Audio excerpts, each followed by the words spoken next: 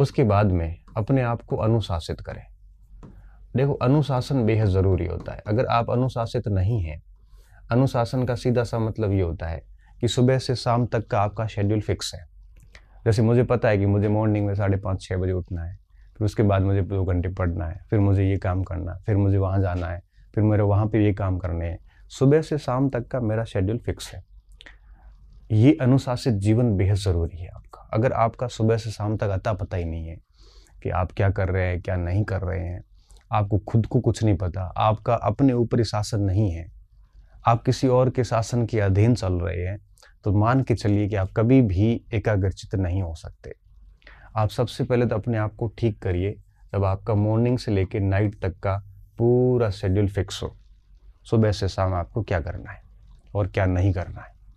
अगर आप ये फिक्स शेड्यूल करते हैं, आपकी जीवनचर्या एकदम नियमित होती है, तो आपको किसी मोटिवेशन की आवश्यकता नहीं है, क्योंकि आपकी जीवनचर्या, आपकी जो शेड्यूल है वो आपको ऑटोमेटिक मोटिवेट करता रहता है, आपको पुश करता रहता है, आप अपना काम करते रहते हैं।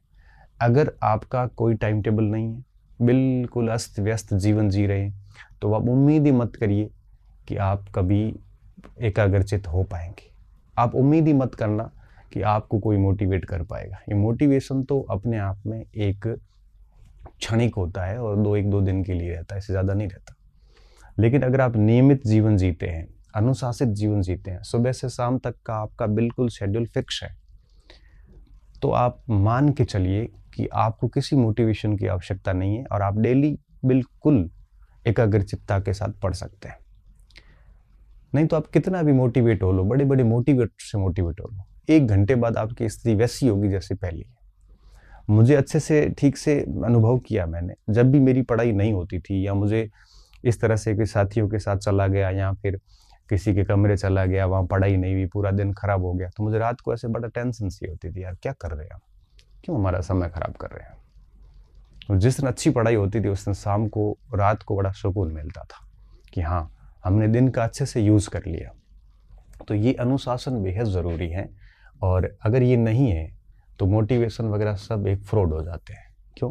क्योंकि बिना अनुशासन के, बिना नियमित जीवनचर्या के एक विद्यार्थी ही नहीं बल्कि कोई भी व्यक्ति हो, कोई भी चीज़ें काम नहीं करेगी।